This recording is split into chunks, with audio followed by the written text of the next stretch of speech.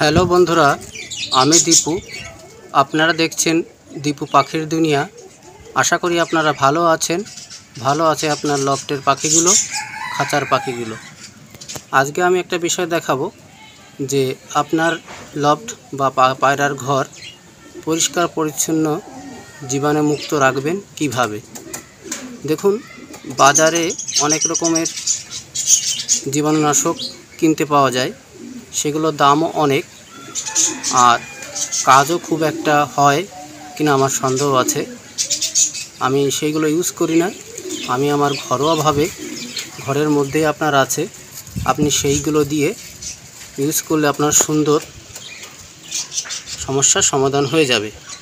আপনার পায়রার ঘর জীবাণুমুক্ত থাকবে এবং পরিষ্কার পরিচ্ছন্ন থাকবে, একটা মিষ্ট সুবাস তৈরি হবে। এই দেখুন, যে যে উপাদান আপনার লাগবে সেই উপাদানগুলো আমার এখানে দেওয়া আছে। এই যে ফিনাইল রয়েছে, ডেটল রয়েছে, একটা কাগজে লেবু আছে, এই লেবুটার অর্ধেক, আর যে মিক্সার করতে হবে। এতে জল নিয়ে আপনার এই জলের মধ্যে কিছুটা ফিনাইল, কিছুটা ডেটল আর এই অর্ধেকটা কাগজে লেবু রস দিয়ে দিতে হবে। আর কি করতে হবে, এর সঙ্গে ন্যাপথলিনের গুঁড়ো, ন্যাপথলিনটা এই মুহূর্তে আমার কাছে নেই, ন্যাপথলিনের গুঁড়োটা দিয়ে দেবেন। তাহলে একটা সুন্দর মিশ্রণ তৈরি হবে।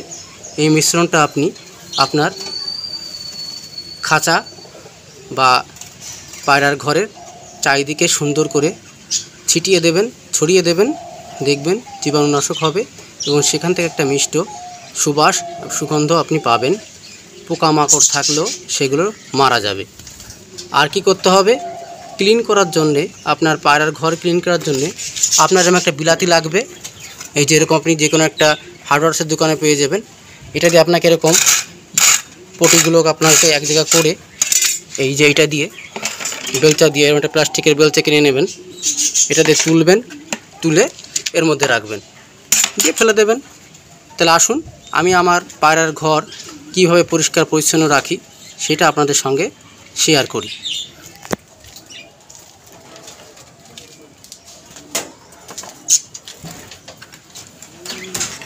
এই যে দেখতে পাচ্ছেন, এই যে আমার নিচেটা আমি ঠিক সুন্দর করে ওই বেলচা দিয়ে তুলেছি।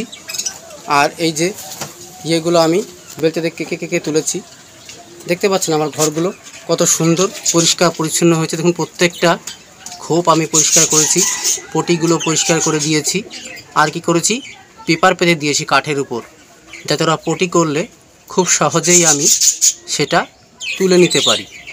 দেখুন, প্রত্যেকটা খোপ আমি পরিষ্কার করেছি, পরিষ্কার করে পেপার পেতে দিয়েছি। আর ওই যে স্প্রেটা দেখলেন আপনি, ওই স্প্রে করে দিয়েছি সব জায়গায়। স্প্রেটা করে দিলে কি হবে, জীবাণুনাশক হবে, জীবাণু মারা যাবে এবং কালো কালো যে পোকাগুলো হয় সেইগুলো বিনাশ হয়ে যাবে। আর অনেকে আমাকে প্রশ্ন করছেন যে দাদা, পায়রার গায়ে যে পোকা হয় সেই পোকা আমরা দূর করব কী করে। তারও আমার ভিডিও আমার চ্যানেলে দেওয়া আছে, সেখান থেকে চাইলে আপনারা দেখে নিতে পারবেন। দেখতে পাচ্ছেন আমি কি সুন্দর করে আজকে আমি পরিষ্কার পরিচ্ছন্ন করে দিয়েছি। আজকেই আমি পেপারগুলো পেতে দিয়েছি। আপনারা এইভাবে পেপার পেতে দেবেন, যাতে পটি করলে পটিগুলো খুব সহজেই আপনারা গুছিয়ে নিতে পারেন। দেখুন কি সুন্দর করে আমি পরিষ্কার পরিচ্ছন্ন করেছি আমার খাঁচাটা। এটা আমার পায়রার ব্রিডিং লফট। আপনারা যারা আমার ভিডিও দেখেন নিয়মিত, তারা দেখবেন আমি এগুলো দেখিয়ে থাকি। দেখুন আমার ব্রিডিং কেসটা কি সুন্দর করে আজকে পরিষ্কার করেছি। আমি প্রতি সপ্তাহে এরকম পরিষ্কার করে থাকি। আপনারাও সপ্তাহে একদিন পরিষ্কার করবেন, আর যেটা দেওয়ার আপনারা সেটা দিয়ে দেবেন। দেখবেন আপনাদের লফট খুব সুন্দর পরিষ্কার পরিচ্ছন্ন থাকবে। প্রত্যেক জায়গায় ওই স্প্রেটা ছিটিয়ে দেবেন, ওই স্প্রেটা ছিটিয়ে দেবেন।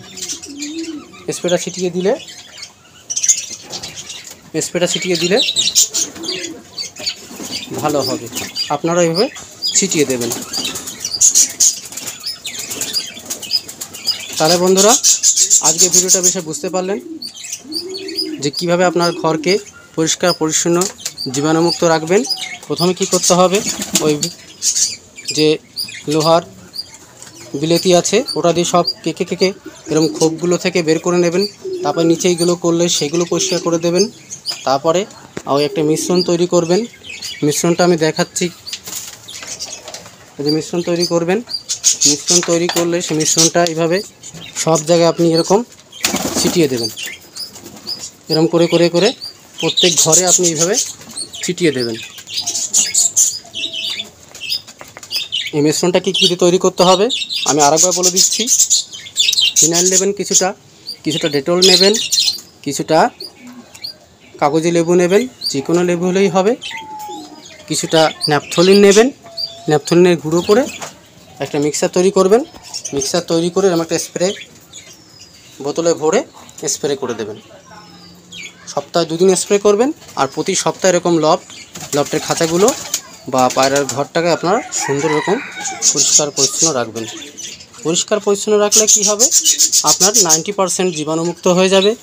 আপনার পায়রার রোগবালাই কম হবে, পটির সমস্যা হবে না, পায়রা সুস্থ সবল খাবে, পায়রার গায়েও পোকা হবে না।